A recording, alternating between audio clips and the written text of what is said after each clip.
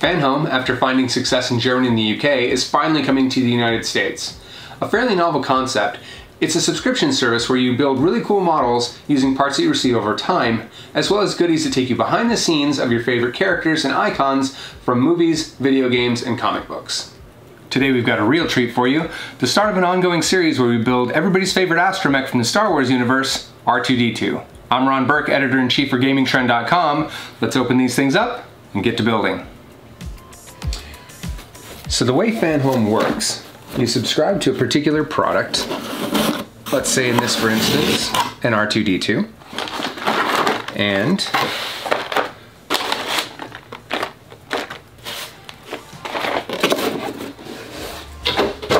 in the first shipment you'll get 2 boxes. Then every month after that, you'll get another box with 4 more assembly pieces.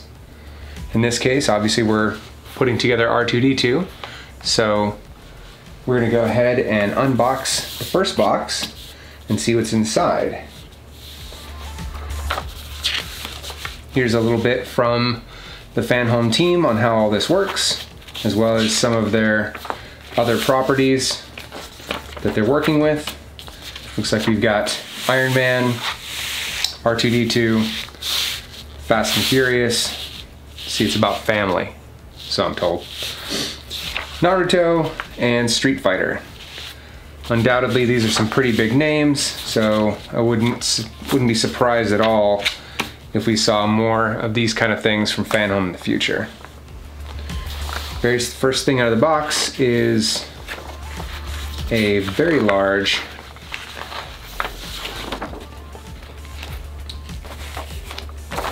one-half scale picture of R2-D2 all put together, as well as some of the features that this particular model will have when it's all done, including arms that extend, video camera that can take pictures and video, communication, it'll whistle and beep and listen, it'll move on its own, as well as with a remote control, has a pop-up lightsaber, rechargeable battery. This is a big improvement from previous versions of this.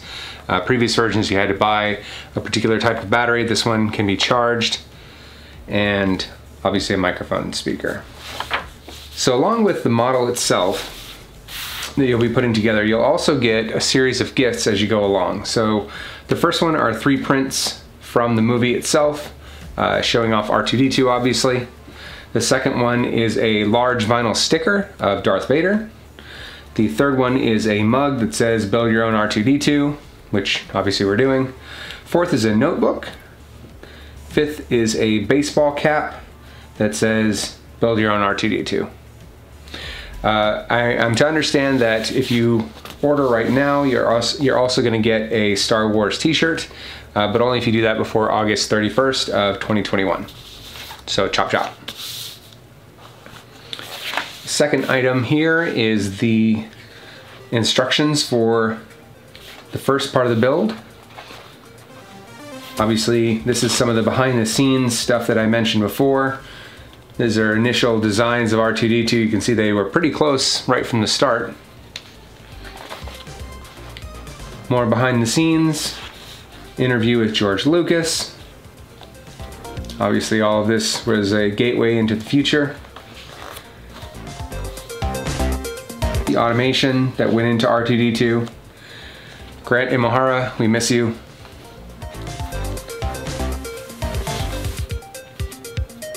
All of his various capabilities, like his projector and scanner. And then we get into a little bit of robotics. So this is a how-to on how LEDs work.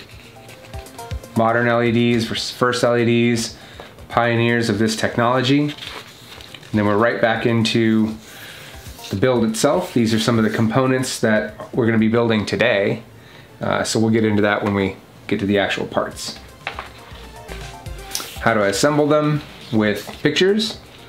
So if you are a novice to this sort of thing, you should be all squared away. Okay, instruction booklet 2.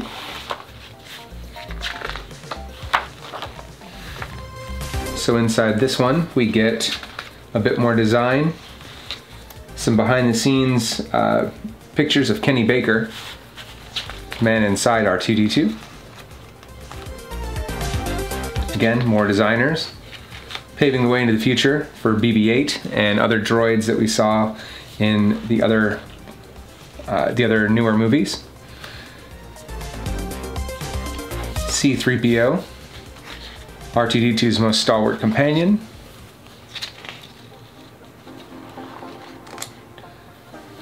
And then here's some, again, behind the scenes on robotics on integrated circuits.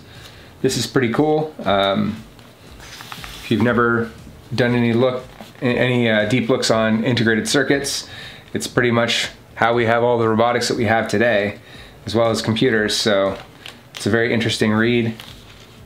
And then we're right back into construction, this time on R2-D2's right leg, and all the parts that will be necessary to make that a thing. Obviously none of this does any good without parts. As you can see, it comes with everything that you need.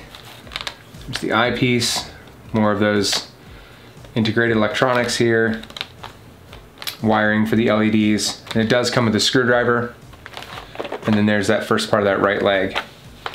Me personally, I've never liked screwdrivers that are included with things. I prefer having my own system to put things together and take them apart, so that's entirely up to you, but it is nice if you don't happen to have one. There you go. All right, so let's pack all this up and we'll open up that next box. As I mentioned, the first shipment does come with 2 boxes. All of the ones after this will be a single box. So let's get this out.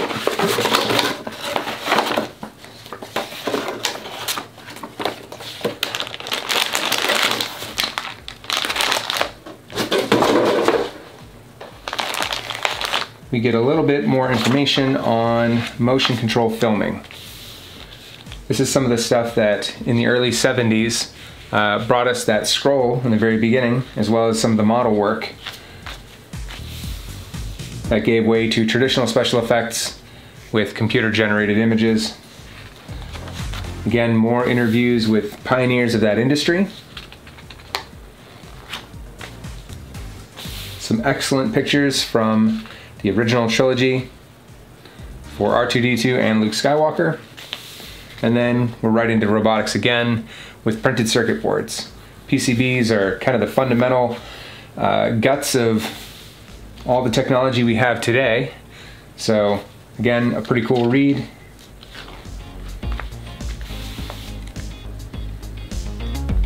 All about Paul Eisler.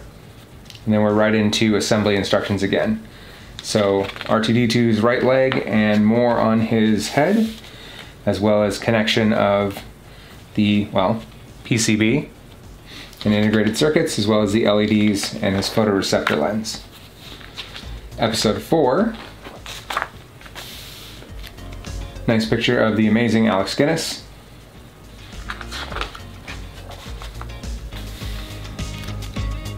Some behind the scenes on Luke Skywalker and some of the challenges with filming the original series, and then now transitioning to the more modern films and some of the challenges of filming those movies. Andy Serkis behind the scenes there. A little bit more about C-3PO. Hey look, he has a red arm, and if you read the comics you might know what that is, but most people didn't, so left us all a little confused there. This section's about CMOS. A lot of our photoreceptors inside the cameras I'm using to film this rely on CMOS. So this is an interesting bit of information, even if you're not a robotics junkie, which I suspect if you're watching this you probably are anyway. But in this case, R2-D2 does have a large photoreceptor on the front, so we'll be seeing a lot of that kind of thing. Batteries. So R2-D2 has a battery box, and it's inside of his right leg, and we're going to be putting that together right here and powering up our first LED. So in this case, AAA batteries.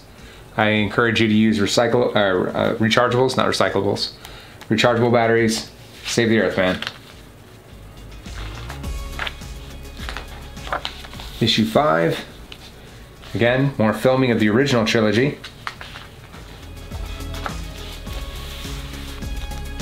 A lot of the editing process, the multiple R2-D2 units that they had built for the series, as well as the Grand Moff Tarkin recreation that we had in the more modern films, however you feel about that.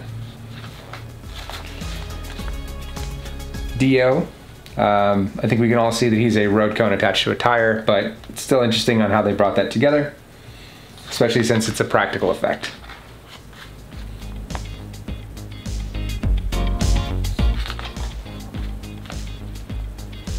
This gives way to more modern versions of rotary bearings.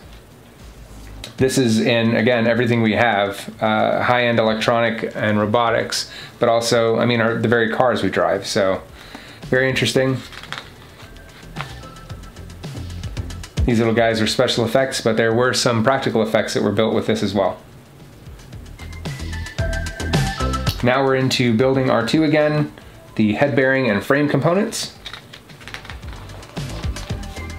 as well as the start of his head. And the final one for this month, issue 6. Again, more about the filming of R2.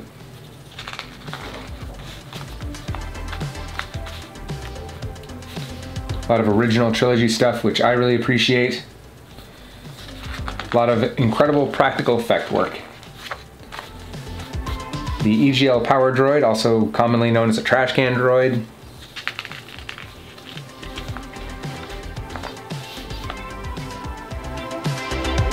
I don't even remember this guy from the new movie. Just goes to show you those practical effects had way more personality than the CGI ones do. And then we get into LCDs. LCDs, huge part of our lives. Every screen we have pretty much ran off of LCDs for the longest time. We've got newer tech now, but LCDs are still very much a technological staple of just about everything in our lives, including apparently some Casio wristwatches from back in the 80s. So from that LCD, we go right into R2's diagnostic display, as he has that LCD screen right there on the side. A little bit of assembly, connecting it all up to the PCB, and then we're done for this month. So these are the parts that we'll be assembling. There's the battery pack. There's that LCD. Without further ado, let's start assembly. It just wouldn't be a video if I didn't do that. Let's open these up. All right, looking at the instructions, you'll see that there is a designation on each one of these. DP07, LPR08, fixing screws, there's 3 of them, 6 of those, screwdriver, DF34, DP11, and so on and so forth. Each one of these items inside has a designation. This one is DF36. This one's DP11. So it makes it very easy to follow these parts. While these parts of the chassis here are plastic, these parts are metal. They're a cast, I'm gonna guess aluminum maybe, but they're pretty sturdy. I mean, there's no chance of you breaking this. Even these parts, I expected to be plastic, but they're not, they're metal. So let's work on putting them together. So this all is part of the second box, so we're just gonna slide that out of the way. I don't have to worry about messing it up because, again, it shows me what parts are what. Looks like we're going to assemble his processor state indicator. All right, so part 1, that's this little guy here. Part 2, part 3, and part 4. So we'll move these out of the way. So first thing first, I'm gonna go ahead and open up these screws. Makes it pretty easy. It told us there was 3 of them. There's 3 inside this package and way more inside that one. So we'll go ahead and open this.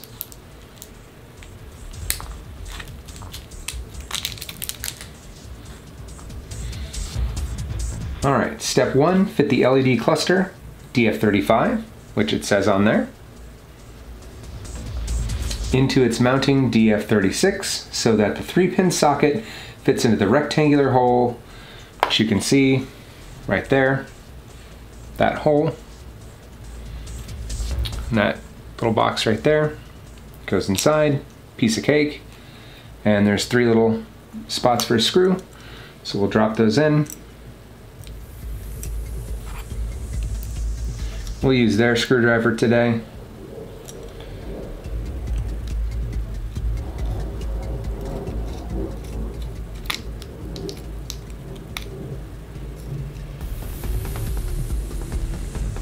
Now remember that these are plastic pieces with metal screws. Do not over tighten them. You will have a problem if you do.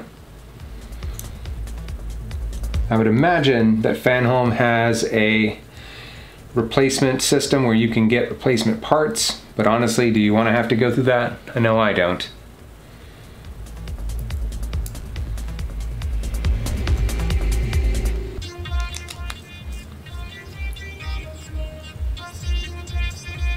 Okay, with all 3 of those in, I'm going to make sure that they're finger tight, but snug so they don't go anywhere. Okay, all set. Yeah, it even says right there, do not over tighten the screws or you may crack the mounting. Undo the twisted wire holding the power lead DF37 together. Because this is a subscription and you don't get all this stuff all at once, it's not like a Lego kit where you're looking at thousands of parts and you might lose track of what's what. This way you've got a finite number of parts to assemble each month, and it keeps things nice and simple. All right, we've done that. Compare the plugs to each other. Yep, see this is a smaller, and that's a larger.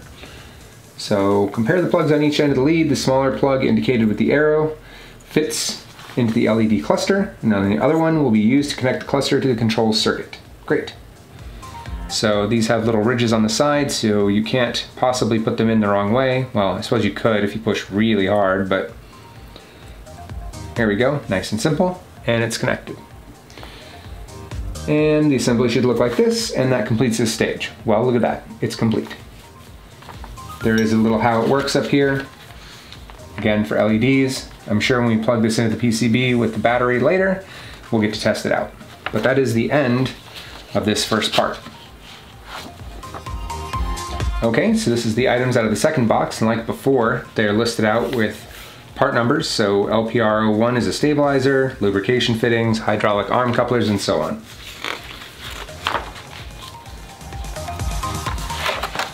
So those are our parts. Collect all the parts from this issue together with the right shoulder plate, that would be this one, and silver screws from issue 1. Got it. That would be these.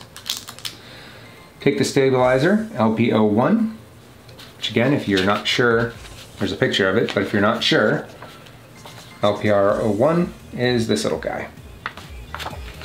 We're going to fit that into this slot right here, making sure that it's the right way around. As seen in the main photograph above, plug the 2 small lugs on the back of LPR01 into the matching holes. Okay? I mean, can't possibly go over there, so it has to go here. And it looks like the square part is facing up, like that, the more squared part. So you drop that in, give it a little push, and it's in there. Turn the assembly over and insert 2 of the silver screws through the holes in the back of LPR08 and into the lugs of the stabilizer. So we're going to open these little guys.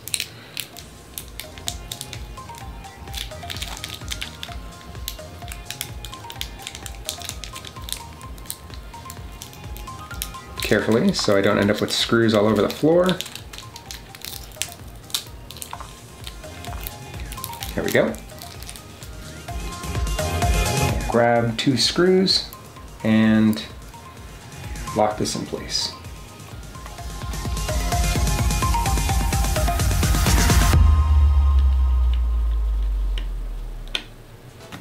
Again, don't over tighten. Even though we're talking metal on metal this time, you still don't want to strip anything. So be mindful of how much you crank on these.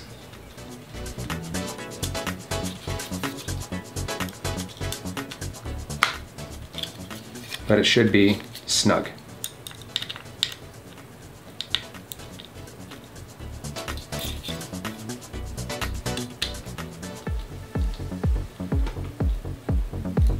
That's done. Take one of the lubrication fittings. Again, I know it's these little guys, but if I needed to reference, there they are, LPR02. And those obviously go in these two holes. So we'll drop those in place. I think they're, yep, there's a small key here at the very top. So that lines up with the little notch right there.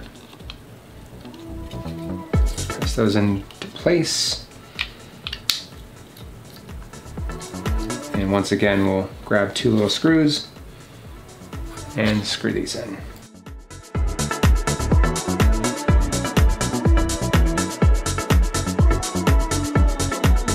All right, turn the assembly over. Yep, got that. The hydraulic arm piston, LPR05, has a D-shaped hole to fit at the end of the hydraulic arm shaft. So that's gonna be this thing and this thing. That's that notch they were talking about. Fits right there, easy peasy, done. Put a spot of super glue in the hole and press LPR05 fully onto LPR06 in the second photo.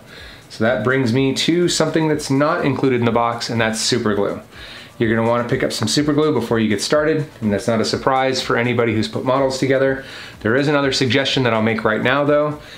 When we're done with this, we're going to have not used these. These will all be done in another video. So what do I do with those to make sure that they don't get lost? My suggestion is to pick up a small plastic tackle box that you can put these kind of items away, because it's gonna be a month before you see these items again. So we'll be right back. I'm gonna go grab some super glue. All right, glue in hand. There is a small section of up here that tells you how to use super glue in case you've never done it. Might be a good idea to read that if you've never done that. I'm gonna drop one small drop in there. You don't have to fill this thing. Just enough to make sure it stays. Put that in there and fit the two small posts on the back into the matching holes in the center of LPR09, making sure you got the assembly the right way around. All right, so the next part is to place this here on these two small holes. So we align that there, flip this around, and we're gonna put those last two screws in those holes. The small cap has a pin that fits in the hole, yep, right there. Put a spot of super glue on the pin, then press LPR4 into LPR3 fully so it ends up as in the second photo. So it looks like it's slightly angled off of the side there. Even the final piece looks a little bit angled off like that. So we'll once again pull out our super glue.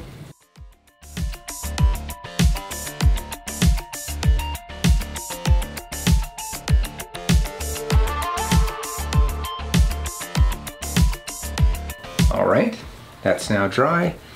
We're gonna take this piece and we're gonna slide it directly onto these notches that you see here, and it'll create that angle, but we want it to stay. So we're gonna throw a little bit of glue directly on the very end here and let it fall down the sides.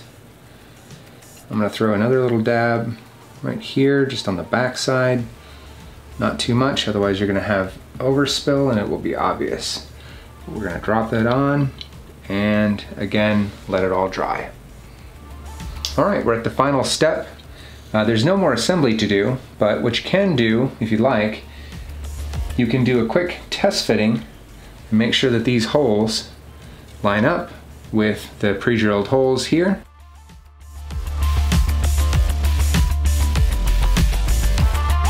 All right, time for issue 3, issue 4, issue 5, and issue 6.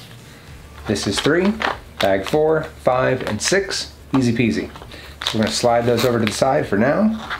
We're gonna open this up, get book number 3 open to the correct page, and get to assembly. All right, Now we're getting to the exciting stuff, R2-D2's head.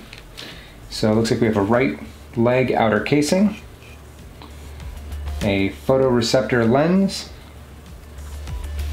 photoreceptor extension, and our first control circuit board with test buttons.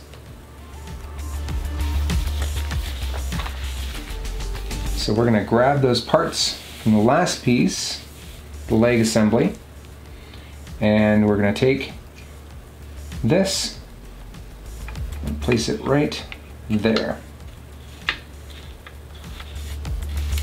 Those will press into place. Just a little bit of pressure here. Just like that. And that part is done, though it looks like those will be joined on to other pieces later. So put that to the side. We're going to take this eyepiece. I was under the impression we were going to have to put these aside for a while. I guess I was mistaken. We're going to leave the protective film on for now. Actually, no, let's go ahead and take it off. We just got to be careful not to scratch it. From the back, we're going to drop that in place. And then this extension piece looks like it goes to the edge of the faceplate, noting the rectangular slot. Okay, I think this actually holds it in place. Oh, no, it sticks out to the side. So that notch goes here. It just pushes on. It should look like that.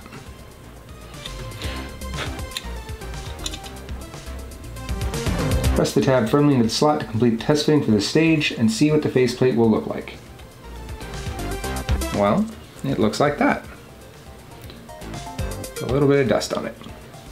So we'll set that aside for now. We're going to take this stage 1 piece here and we're going to plug it into this breadboard. So from the looks of things, we're going to plug it into this top one. It says power and out, so obviously this is going to be the out.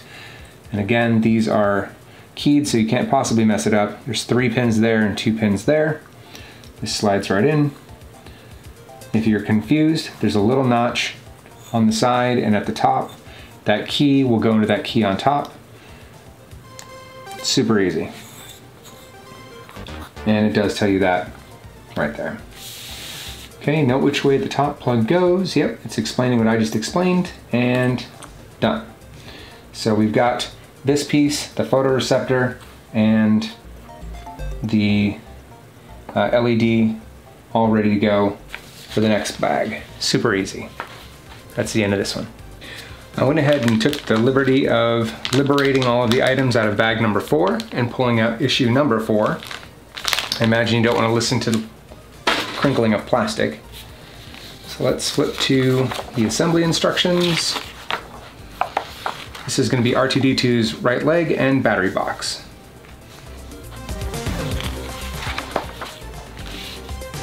Since we're going to be assembling his battery box, I'm going to grab some batteries.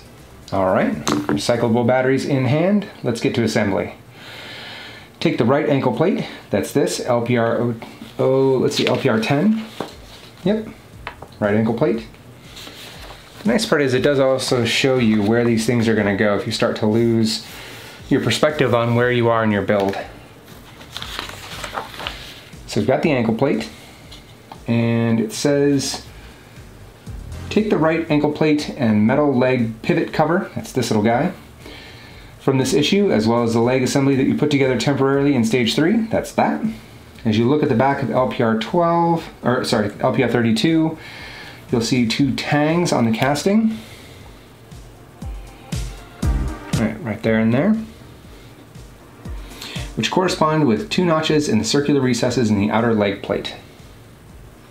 All right. Yep, right there, notch, notch. Align the tangs with the notches and test fit LPR 32 into the recess. It uses bayonet type fitting, which allows the pivot cover to be removed at any time later on. All right, so we're gonna flip that over.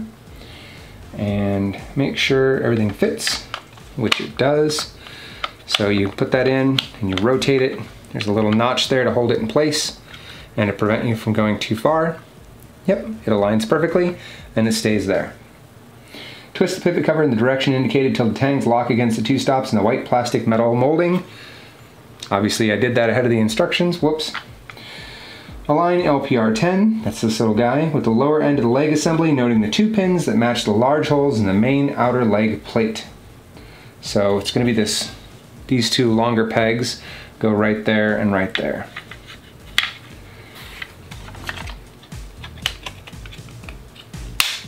Okay, those snap right into place. And we're getting something that's approaching a leg. As with other parts, it'll be fixed permanently later on in the assembly. Take the battery box, and we're going to put the batteries in them. Keep your batteries from making their great escape. They are underneath a screwed plate. It also keeps the kiddos out of it, if that's a concern for you. Drop these in. 3 AA's, again, recyclables please. Slide that back in place. Align the plug at the end of the battery box lead. So that's right here, remember it said power. There's a little notch up here at the top. Slide that in. And make sure the 2 barbs are showing. Yep, we did all that. And testing the LED panel, switch the battery box on, which on the back there's an on-off. So that should have power now. And we should be able to press one of these test buttons. And as you can see, we've got blue LEDs, red LEDs, or both. Pretty cool.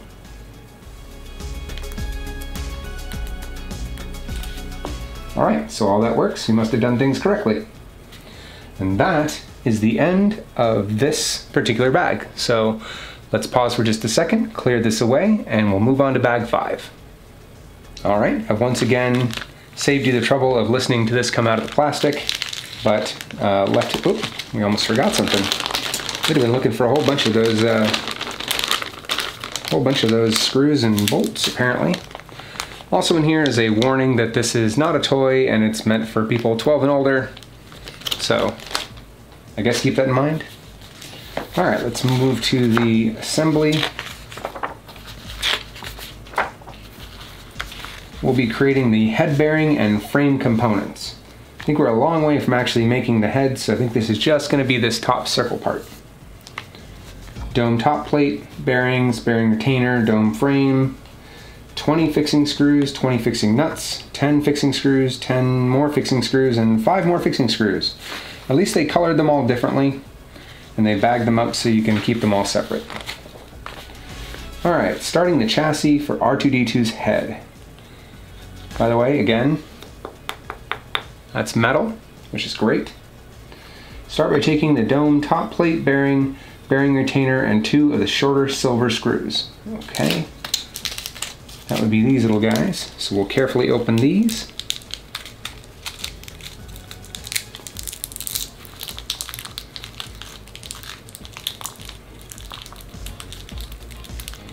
I think for the next build I'm going to bring some ramekins. Those are the little bowls that you can put dipping foods in. They make great holders for things like this so you don't accidentally drop screws and end up searching through your carpet. The top of DF01 has a central molding shaped like a keyhole. This bottom has a plain circular recess, which is the same size as the bearing. Well, okay. Looks like it's the same on either side for the bearing, so we're just going to drop that in place. I think they took 3 steps to explain that. To prevent the bearing from coming out of the recess, you need to screw the retainer DF10 into the 2 holes indicated. So drop this little guy on top. We're going to put these 2 screws in there to hold it in place.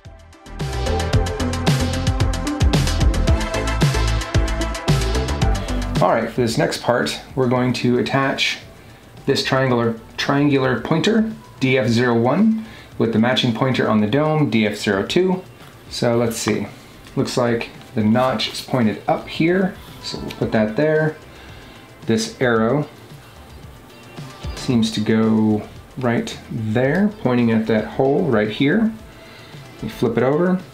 Yep, that looks right. So now we've got to put one of these retaining nuts inside there. Those are a little hexagonal shape, so they should stay put. Hold it with your other finger and drop a screw into the hole, lock it in place. We are screwing two metal things together, but you are sandwiching a piece of plastic, so be mindful. And same thing for the other side.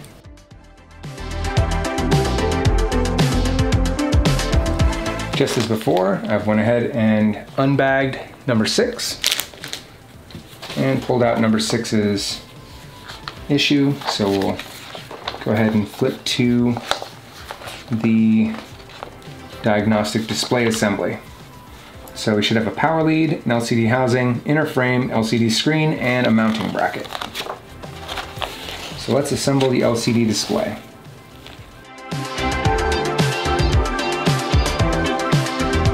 Alright, in addition to all the parts of this issue, collect 4 of the 6mm black screws from issue 5, the battery box that came with issue 4, and the test board from issue 3. Got it.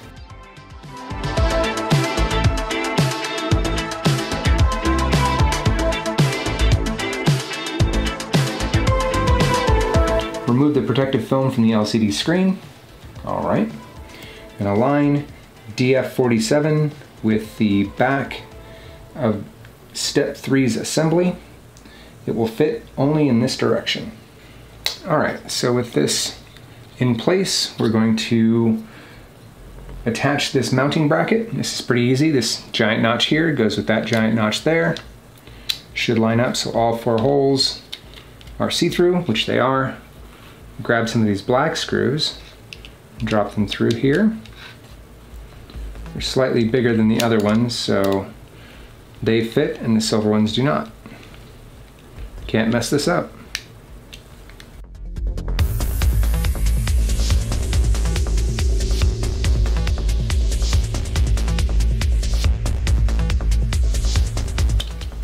And just like that, we have his display completely made. Alright, so we're going to test the LCD just the same way that we did before, except we're going to go ahead and pull this little guy here. We're going to unbind this wire and connect it to our LCD so we can make sure that everything is in working order. Again, there's a small side and a large side, so you can't mess this up, and they're keyed only one way. So just make sure you're facing the right direction.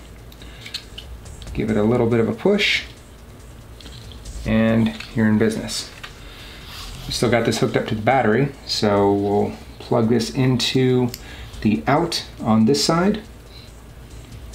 Again, make sure it's keyed correctly. In it goes, and we can now test the LED. I have no idea what that means, but it works.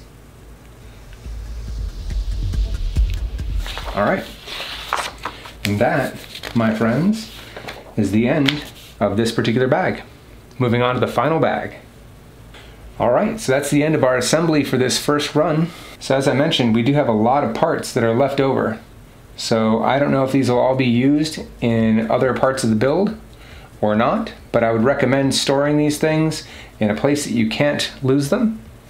And I would also recommend that you take the batteries out of this because it's going to be at least another month, if not longer, before we do anything else with it. So store these things where they can't be dropped or lost. Obviously these things are not final assembly attached, so it'd be very easy to lose them. But in the meantime, I'm going to take some time and look through these awesome issues and start reading all those great articles. That's all 5 pieces assembled. You might be saying to yourself, that doesn't look much like R2-D2. And you're right. Things might be unclear in the beginning, but the more we assemble, the more he'll take shape. Big thanks to Fanhome for affording us this cool opportunity. Please join us next time as we unbox another 4 items and R2-D2 begins to take shape. I'm Ron Burke, Editor-in-Chief for GamingTrend.com. Please hit that like and subscribe so you can know when we get our next shipment of parts. Stay safe out there. We'll see you again real soon.